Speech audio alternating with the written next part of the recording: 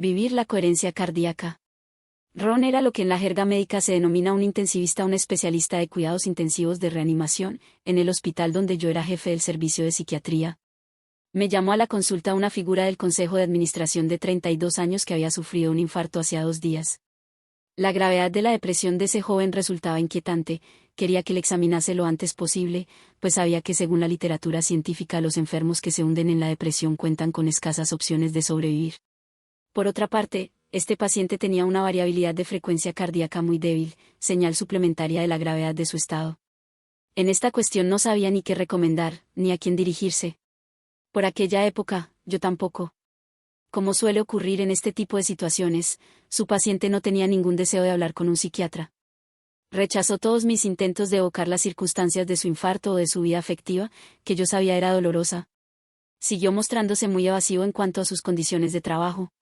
Para él, el estrés formaba parte de su entorno. Después de todo, sus compañeros estaban sometidos a las mismas presiones que él y no habían sufrido infarto alguno. De todas maneras, no le correspondía a un psiquiatra que no había estudiado, como él, en Harvard, decirle cómo debía vivir su vida. A pesar de este difícil primer contacto, había algo frágil, casi infantil, en la expresión de su rostro. También me conmovió la inmensa ambición que albergaba en él desde la infancia y que ahora le aplastaba, junto con su corazón. Me daba cuenta de que en él radicaba una gran sensibilidad, tal vez un sentido artístico, un amor por el color o la música que nunca se había expresado y que se debatía tras aquella fachada dura y fría. Salió del hospital al día siguiente, en contra de la recomendación de su cardiólogo, para regresar a su despacho, que le esperaba. Me sentí realmente desolado cuando Ron me dijo al cabo de 6 meses que el paciente había muerto víctima de un segundo infarto, y que en esta ocasión no había tenido tiempo de llegar al hospital, y sin haber dispuesto de tiempo para abrirse a su propia sensibilidad. También me sentí apesadumbrado por no haber sabido ayudarle. En aquellos días, ni mi colega ni yo sabíamos que existía un método, simple y eficaz a la vez, para aumentar la variabilidad de los latidos del corazón y conseguir que entrasen en coherencia. Las diferentes etapas de este método han sido desarrolladas y comprobadas por el HeartMath Institute de California, un centro consagrado al estudio y la aplicación de la coherencia cardíaca. Como sucede en la tradición del yoga, de la meditación y de todos los métodos de relajación, la primera etapa del ejercicio consiste en dirigir la atención hacia el interior de sí mismo. La primera vez que se practica es necesario en primer lugar abstraerse del mundo exterior y aceptar apartar toda preocupación durante unos minutos. Aceptar que nuestras preocupaciones pueden esperar un poco, el tiempo necesario para que el corazón y el cerebro recuperen su equilibrio, su intimidad. La mejor manera de lograrlo es comenzar realizando 2 respiraciones lentas y profundas. De entrada estimulan el sistema parasimpático e inclinan ligeramente el equilibrio del lado del freno fisiológico. Para lograr un efecto máximo, habrá que permitir que la tensión acompañe el aliento al principio de la expiración y realizar una pausa de algunos segundos antes de que se desencadene por sí misma la siguiente inspiración. De hecho, hay que dejarse llevar por la aspiración hasta el punto en que se transforma de manera natural en una especie de dulzura y ligereza. Cuando realizo este ejercicio me viene a la memoria una frase que me tocó en la década de 1970. Por aquel entonces se escuchaba por todas partes: la revolución está en el extremo del fusil. En materia del equilibrio del cuerpo, la revolución, es decir, la paz interior, está en el extremo de la aspiración. Los ejercicios orientales de meditación sugieren continuar con esta práctica centrada en la respiración todo el tiempo posible, manteniendo el espíritu vacío. Pero para maximizar la coherencia cardíaca es necesario que, al cabo de 10 o 15 segundos de esta estabilización, se lleve conscientemente la atención a la región del corazón, en el pecho. Para esta segunda etapa, lo más sencillo es imaginar que se respira a través del corazón, o de la región central del pecho, si todavía no se siente directamente el corazón. Se continúa respirando lenta y profundamente, pero con naturalidad, sin forzar, y se visualizan, sintiéndolas, cada inspiración y expiración, atravesando esta zona tan importante del cuerpo. Imagine que la inspiración le proporciona, al pasar, el oxígeno que necesita, y que la expiración le permite deshacerse de los residuos que ya no necesita. Imagine los movimientos lentos y flexibles de inspiración y expiración, que permiten que el corazón se lave en ese baño de aire puro, clarificador y tranquilizante. Aproveche ese regalo que le está ofreciendo. También puede imaginarse el corazón como un niño en un baño de agua tibia, donde flota y disfruta, a su ritmo, sin restricciones ni obligaciones.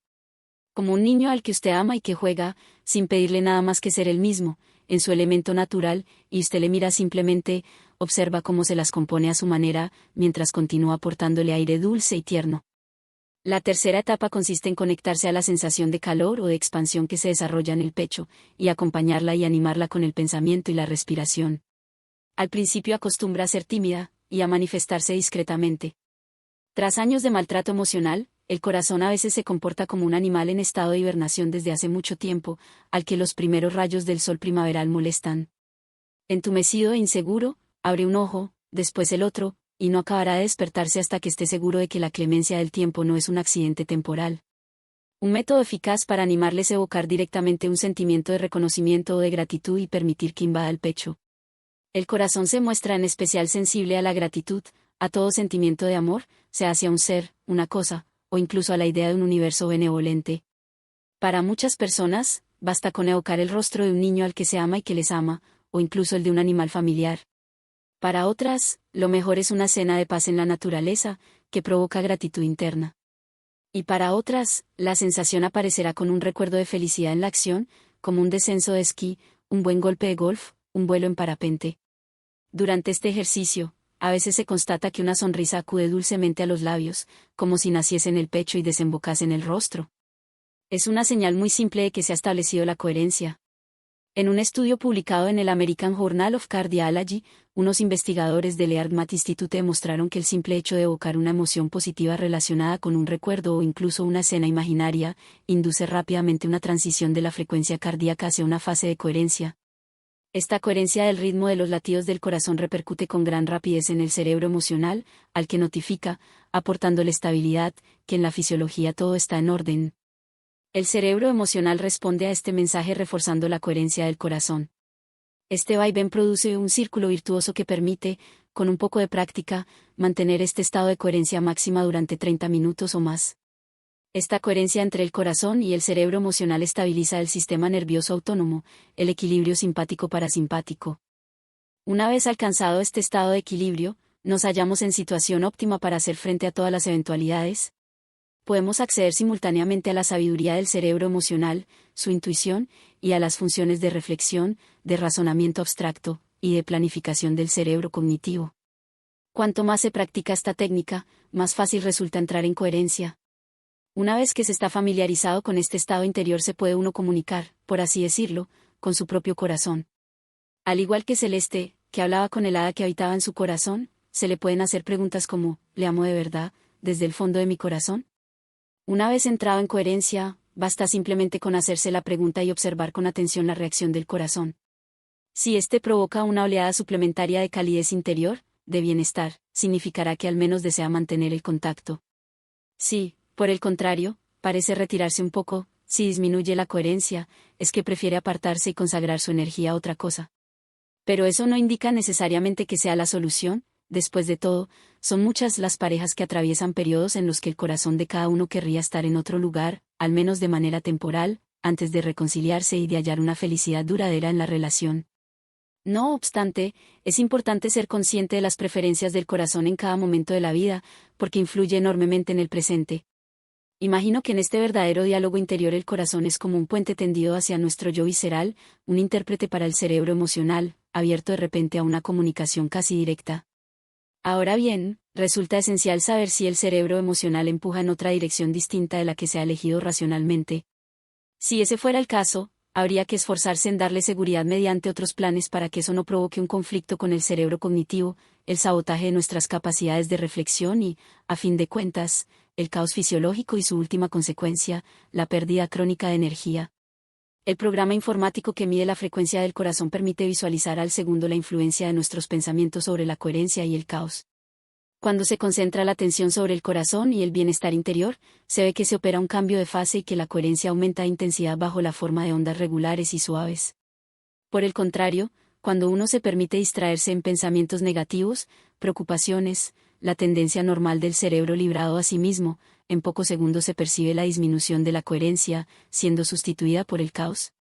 Si uno se abandona a la cólera, entonces el caos aumenta de manera explosiva e inmediata, y la línea sobre la pantalla dibuja un horizonte montañoso, casi amenazante. Este programa informático de retroalimentación permite visualizar de manera instantánea el nivel de coherencia y así acelerar el aprendizaje. No obstante, siempre han existido formas de alcanzar la coherencia sin ordenadores. A menudo he constatado, por ejemplo, que mis pacientes o mis conocidos que practican yoga entran fácilmente en coherencia cuando les he sometido a alguna prueba con el programa informático. Es como si su fisiología estuviese ya modificada en parte gracias a sus ejercicios regulares. En otro registro, cuando realizaba una demostración de este método a un amigo con una vida espiritual muy intensa, apenas lograba superar el 35% de coherencia óptima. Me preguntó si, en lugar de seguir mis instrucciones, podía simplemente rezar como lo hacía de costumbre. Sabía que cuando rezaba de esa manera sentía una sensación de calidez y bienestar en el pecho que le parecía correspondía a lo que yo le escribía. En pocos instantes, su coherencia ascendió al 80%. Contra toda evidencia, mi amigo había hallado por sus propios medios la manera de equilibrar su fisiología, sumergiéndose en el sentimiento de estar vinculado a un universo todopoderoso y benevolente. En cambio, para otras personas, la oración no induce coherencia alguna. A veces incluso sucede lo contrario. Ahí es donde el programa informático de retroalimentación puede resultar útil, permite calibrar la manera personal más eficaz de alcanzar la coherencia de la fisiología, sobre todo al principio. Los beneficios de la coherencia. Existen pocos medios más eficaces para convencerse de que se puede aprender fácilmente a controlar la propia fisiología que ver sobre una pantalla de ordenador el propio corazón entrando en coherencia. Y uno se convence todavía más cuando se constata que los pacientes desembarazan de sus palpitaciones o de sus ataques de pánico, o que se tornan capaces de dominar su ansiedad cuando deben cambiar de colegio o hablar en público. Por mi parte, lo que me ha convencido del todo son los estudios experimentales sobre la utilidad clínica de este enfoque, tanto para la psiquiatría como para la cardiología. Por ejemplo, en la Universidad de Stanford, California, el Dr. Laskin ha recibido fondos del National Institute of Health para formar acerca de la coherencia a un grupo de pacientes que sufren de insuficiencia cardíaca severa. Como suele ocurrir en estos casos, sus síntomas físicos o focos, fatiga, edema, iban acompañados de ansiedad y depresión. Al cabo de 6 semanas de tratamiento, el grupo había aprendido a controlar su coherencia, conseguido disminuir de manera considerable su nivel de estrés un 22% y de depresión un 34%. Su estado físico, su capacidad de caminar sin sofocarse, también había mejorado palpablemente un 14%. Por el contrario, todos los indicadores del grupo que no había recibido más que los tratamientos habituales para la insuficiencia cardíaca, eran peores que los niveles de partida. En Londres siguieron una formación sobre coherencia del ritmo cardíaco cerca de 6.000 ejecutivos de grandes empresas, como Shell, British Petroleum, Hewlett Packard, Unilever y la Hong Kong y Shanghai Bank Corporation. En Estados Unidos son varios miles los que han asistido a cursos de formación en el HeartMath Institute, como los empleados de Motorola y del gobierno del estado de California. El seguimiento posterior de los participantes demuestra que esta formación contrarresta el estrés en los 3 niveles en los que se experimente su influencia, en los planos físico, emocional y social. En el plano físico, un mes después del curso, la tensión arterial había descendido tanto como si hubiesen perdido 10 kilogramos, y 2 veces más que con un régimen sin sal. Otro estudio sugiere una clara mejora del equilibrio hormonal. Al cabo de un mes de práctica de este método a un ritmo de 30 minutos al día, 5 días a la semana, la tasa de DHEA, la hormona de la juventud, aumentó su nivel medio en un 100%. Al mismo tiempo, entre los mismos sujetos, la tasa circulatoria de cortisol, la hormona del estrés por excelencia, asociada a las subidas de la tensión arterial, al envejecimiento de la piel y el acné, así como a la pérdida de memoria y concentración, había descendido un 23%. Las mujeres a las que se les realizó seguimiento con motivo de este estudio también mostraron una notable mejora de sus síntomas premenstruales, con menos irritabilidad, menos depresión y menos fatiga. Tales cambios hormonales reflejan una regularización en profundidad de la fisiología del cuerpo, pues se ha realizado sin ninguna aportación externa en forma de medicamentos ni de hormonas sintéticas. El sistema inmunitario también sale beneficiado de la práctica de la coherencia cardíaca. Las inmunoglobulinas A y Ga son la primera línea de defensa del organismo contra los agentes infecciosos, virus, bacterias y hongos. Las IgA se renuevan constantemente en la superficie de mucosas como las de la nariz, garganta, bronquios, intestino y vagina, donde las infecciones suponen una amenaza constante. En escena vivida que les hubiesen colerizado. La simple evocación del recuerdo indujo un periodo de varios minutos de caos en su ritmo cardíaco. Tras este periodo de caos, la secreción de IgA cayó durante 6 horas por término medio, reduciendo así su resistencia frente a los agentes infecciosos. En el mismo estudio, un recuerdo positivo inducía varios minutos de coherencia, acompañados de un aumento de la producción de IgA durante las 6 horas posteriores. En otro estudio, publicado hace más de 10 años en el New England Journal of Medicine, unos investigadores de Pittsburgh demostraron que el nivel de estrés al que cada persona está sometida predice directamente la posibilidad de atrapar un resfriado. Este fenómeno podría muy bien deberse al efecto de las emociones negativas sobre el sistema corazón-cerebro y la secreción de IgA. Cada vez que tenemos un altercado desagradable en la oficina, o con nuestra pareja, o incluso en la calle, nuestra primera línea de defensa contra las agresiones externas baja la guardia durante 6 horas. Salvo, así parece, si sabemos conservar nuestra coherencia. Los estudios realizados en empresas demuestran que el efecto de la coherencia sobre la fisiología se refleja directamente en la disminución de los síntomas habituales del estrés. El número de ejecutivos que dice tener palpitaciones a menudo o casi siempre pasa del 47 al 30% en 6 semanas y al 25% en 3 meses. En cuanto a los síntomas de tensión en el cuerpo, las cifras pasan del 41 al 15% y después al 6%. Respecto al insomnio, del 34 al 6%, y para la sensación de agotamiento, del 50 al 12%, en cuanto a dolores diversos, incluido el dolor de espalda, del 30 al 6%. Según varios de los participantes de estos estudios en empresas, la fatiga mental se había convertido en un aspecto normal de su trabajo, un poco como se consideraba la fatiga física en minas y fábricas en tiempos de la Revolución Industrial. Como aprendieron a controlar sus respuestas fisiológicas frente a las constantes demandas de su trabajo, estos ejecutivos formados en la coherencia afirman ahora saber cómo hacer cesar su pérdida constante de energía. En el plano psicológico, las estadísticas también resultan impresionantes. La proporción de los empleados que se consideran ansiosos la mayor parte del tiempo en estas grandes empresas pasa del 33, uno de cada 3, al 5%, los que se consideran descontentos, del 30 al 9%, los coléricos, del 20 al 8%. Los participantes describen una nueva capacidad de modular sus emociones. Según ellos, la práctica de la coherencia les ha permitido admitir que los episodios de cólera y negatividad no les aportaban nada y que ahora las jornadas en la oficina resultan mucho más agradables.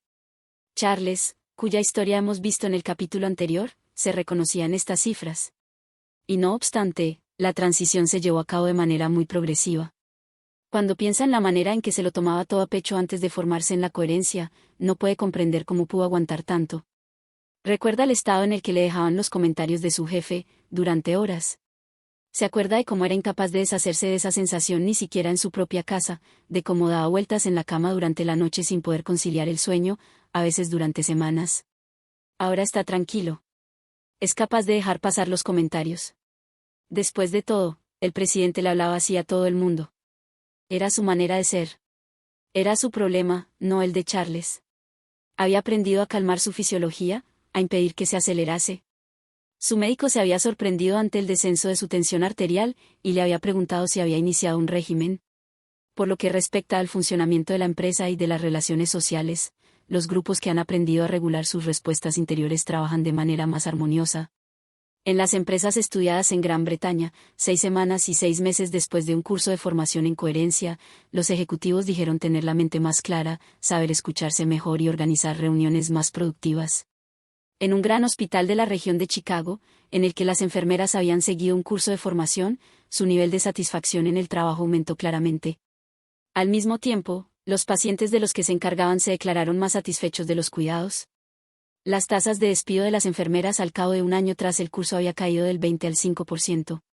Finalmente, un estudio realizado entre alumnos de institutos estadounidenses que debían repetir curso tras haber suspendido los exámenes de reválida, mostró hasta qué punto una regulación eficaz del estado interior puede transformar el rendimiento en condiciones de estrés. Tras una formación en coherencia de 2 horas semanales durante 8 semanas, el 64% aprobó el examen de matemáticas, frente al 42% de los que no se beneficiaron de tal curso. Evidentemente, la coherencia no modifica los conocimientos matemáticos, pero permite que el saber existente esté accesible en el momento del examen. Vivir la coherencia. François Dolto sabía hablar mejor que nadie a los niños que sufren. Ante un niño perdido, incapaz de decir lo que le dolía, incapaz de hallar consuelo, François se le hacía una pregunta mágica para ayudarle a reorientarse: ¿qué es lo que siente tu corazón?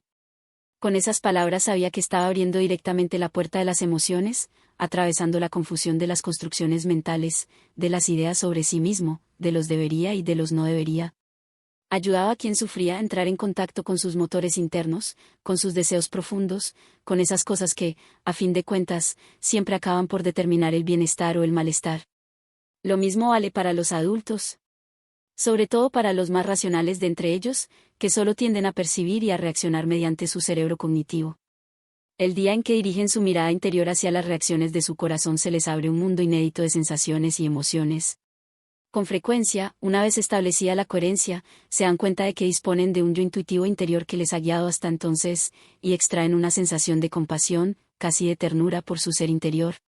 Como sugieren las tradiciones espirituales orientales, es precisamente de esta compasión por el ser interior de la que nace la compasión por el mundo externo. La sabiduría está en uno mismo, y al tomar conciencia de ellos permite abrirse a los demás.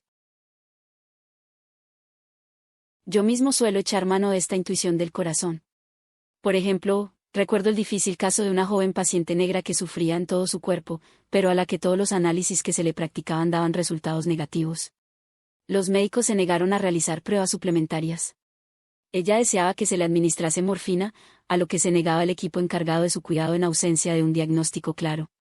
Como suele ocurrir en estos casos de tensión, mis colegas acabaron por llamar al psiquiatra. La joven se enfureció ante la posibilidad de que pudiera sugerirse que sus problemas estaban en la cabeza. No aceptó verme más que en presencia de su madre, que se mostró todavía más resuelta que ella que la sometiesen a más pruebas. Desde su punto de vista, el rechazo a efectuar análisis suplementarios era señal evidente de racismo. Si el hospital se negaba a ello era únicamente porque no era blanca ni rica. Yo había tenido un día muy largo y difícil, y como ambas mujeres me recibieron con una andanada de injurias, sin ni siquiera darme la oportunidad de presentarme, sentí una oleada de irritación, cercana a la cólera. Me despedí fríamente de ellas. Una vez en el pasillo me di cuenta de que se me había subido la sangre a la cabeza y de que tenía incluso ganas de vengarme. Como si fuese un profesor que ha sido vapuleado por un alumno, primero pensé en todos los problemas que podría ocasionar para hacerlas pagar sus malos modos. Al notar mi estado interior empecé por inspirar hondo 2 veces, y me dejé entrar en coherencia concentrando la atención sobre el corazón, para después pensar en una tarde de verano en Normandía, cuando fui a pescar vígaros con mi hijo, casi a la puesta de sol. Una vez recuperada la calma y con el espíritu perfectamente despejado, volví a reflexionar sobre la situación. Había otras ideas nuevas que parecían proceder de otra región de mí mismo. Era evidente que aquella mujer debía estar sufriendo mucho para sentir toda aquella rabia contra las personas que hacían todo lo que podían para aliviarla. Debía haberse sentido rechazada e incomprendida en numerosas ocasiones. Y mi actitud no había ayudado a modificar su opinión acerca de los médicos del hospital, casi todos blancos. Después de todo, no era precisamente mi trabajo saber ayudar a gente con personalidades difíciles. Si yo, psiquiatra, no podía comunicarme con ella, ¿quién podría? ¿Y cómo había podido albergar en mi interior ideas de revancha? Así no iba a adelantar nada. De repente, percibí un nuevo ángulo de ataque. Regresaría a la habitación y le diría: tiene usted derecho a los mejores cuidados que existen y al mejor tratamiento posible, tanto por mi parte como por la de mis colegas. Siento mucho no haber estado a la altura. Si me lo permite, me gustaría tratar de comprender exactamente qué es lo que ha pasado aquí y en qué nos hemos equivocado. Una vez iniciada la conversación sobre el tema, acabaría sin duda por enterarme de qué era lo que realmente la hacía sufrir de aquella manera y, tal vez, podría sugerir enfoques más eficaces que los análisis suplementarios, tan desagradables como inútiles. ¿Qué iba a perder con ello? Regresé a la habitación con este nuevo estado y les presenté mi proposición. Sus rostros, antes cerrados, se iluminaron progresivamente y pudimos entablar una auténtica conversación. Me enteré de que habían sido varios los servicios de urgencias que habían rechazado a la joven, que un médico la había insultado, y, poco a poco, la conversación se fue haciendo más íntima. La chica acabó por pedirle a su madre que saliese de la habitación, y entonces pudimos evocar su pasado de prostituta y su experiencia como toxicómana. Estaba claro que una parte de sus síntomas actuales correspondían a un simple síndrome de abstinencia. Pero no era nada fácil aliviarlo, y le prometí ayudarla a controlar el dolor vinculado a la abstinencia. Nos despedimos en términos excelentes. Por su parte, confiada en que por fin alguien se iba a ocupar de ella, y yo, contento de haber podido realizar mi trabajo de médico. Al salir de su habitación por segunda vez, me estremecí al pensar que había estado a punto de echarla del hospital, a causa de la cólera. Christine, que también había aprendido a entrar en coherencia interior, vivió casi la misma situación, durante su divorcio, con su hijo Thomas, de 5 años. Ella le había propuesto llevarle al zoológico un domingo por la mañana, pero él no realizaba esfuerzo alguno para encontrar sus zapatos.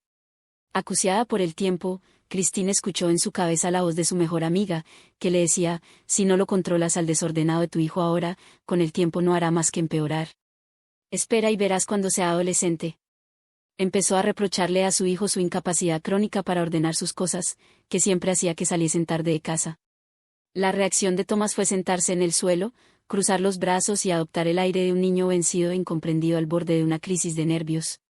Fue demasiado. Christine, que ya estaba nerviosa a causa de la situación familiar, decidió salir sin él, para no caer presa una vez más de las manipulaciones emocionales de su hijo. Al llegar al coche se dio cuenta de su estado interno. Estaba encolerizada y tensa, e incluso más ahora, cuando comprendió que el resto de la jornada y, de golpe, el resto del fin de semana, iban a quedar arruinados por esa reacción catastrófica. Así que puso en práctica su formación sobre coherencia y, cuando empezó a sentirse calmada interiormente, se le abrió otra perspectiva, y si el retraso y la desorganización de Thomas esa mañana no tenían nada que ver con su problema habitual de desorden, y tal vez se tratase de la expresión de su desconcierto frente al divorcio de sus padres. Durante un instante se imaginó en su lugar, como una niñita de 5 años desorientada, incapaz de hallar las palabras para expresar su miedo y tristeza. También se imaginó cómo habría reaccionado si su madre, en tales circunstancias, no la hubiera comprendido y se hubiese empecinado por algo tan secundario como unos zapatos que no estaban en su sitio. ¿Qué ejemplo estaba dándole a su hijo?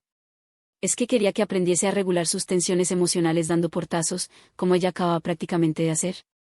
De repente, le pareció evidente que debía correr el riesgo de quedar en ridículo y regresar a casa para hablar con Thomas.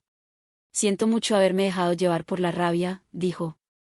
En el fondo el zoológico no es tan importante. Lo importante es que tú estás un poco triste y que es normal, en la situación en que nos encontramos, tú, papá y yo. Y cuando se está triste a menudo uno no se ocupa de ordenar las cosas. Yo también estoy triste, y eso me pone muy nerviosa. Pero si tú y yo lo sabemos, entonces podremos pasar por esto con más facilidad. Thomas levantó el rostro hacia ella y se deshizo en lágrimas. Christine le abrazó. Poco después su hijo volvía a sonreír y pasaron una jornada deliciosa juntos, durante la cual Thomas se mostró más organizado y atento que nunca. Una vez que la energía afectiva es liberada por la coherencia, suele ser posible hallar una solución y las palabras que unen en lugar de separar y que reducen las pérdidas inútiles de energía. La coherencia provoca una calma interior, pero no es un método de relajación, es un método de acción. La coherencia se practica en todas las situaciones de la vida cotidiana. Se puede entrar en coherencia tanto si el corazón late a 120,55 pulsaciones por minuto. El objetivo esencial es permanecer en coherencia durante la excitación de la carrera o de la lucha, durante el placer de la victoria, pero también frente al dolor y la derrota, e incluso durante el éxtasis del amor. Los manuales de sexualidad orientales insisten en la importancia de abrir la puerta energética del corazón mediante la concentración a fin de regular y maximizar el placer. Sin duda, los maestros tántricos y taoístas habían percibido, mucho antes de la aparición de programas informáticos, el efecto de la coherencia cardíaca en el curso del acto sexual. Los resultados obtenidos por hombres y mujeres que han descubierto la coherencia y la practican regularmente son casi demasiado bonitos para ser ciertos. El control de la ansiedad y de la depresión, el descenso de la tensión arterial, el aumento de las tasas de DHEA, la estimulación del sistema inmunitario. No se trata únicamente de un retraso del envejecimiento, sino de un auténtico rejuvenecimiento de la fisiología. No obstante, la amplitud de resultados corresponde a la amplitud de los perjuicios físicos y psicológicos ligados al estrés. El estrés puede causar muchos males, pero no me sorprende que su dominio interno pueda hacer tanto bien. Pero, para aquellos de entre nosotros que hayan sido heridos por la vida y cuyas cicatrices todavía no se hayan cerrado, dirigir la mirada hacia el interior puede resultar doloroso y generar ansiedad. En ese caso, lo que está bloqueado es el propio acceso a nuestra fuente interna de coherencia. Lo más normal es que eso se produzca a resultas de un traumatismo en el que las emociones hayan sido tan potentes que el cerebro emocional y el corazón no funcionen como antes. Ahora ya no son una brújula, sino un banderín agitado en una borrasca. En estas situaciones puede utilizarse otro método para recuperar el equilibrio, un método tan sorprendente como eficaz, y que tiene su origen en el mecanismo de los sueños, la integración neuroemocional mediante movimientos oculares. ¿Quieres seguir descubriendo más? Entonces suscríbete y activa las notificaciones para no perderte el próximo episodio. Además, si deseas profundizar aún más, el libro físico te espera en el enlace de la descripción. No dejes de aprender y crecer.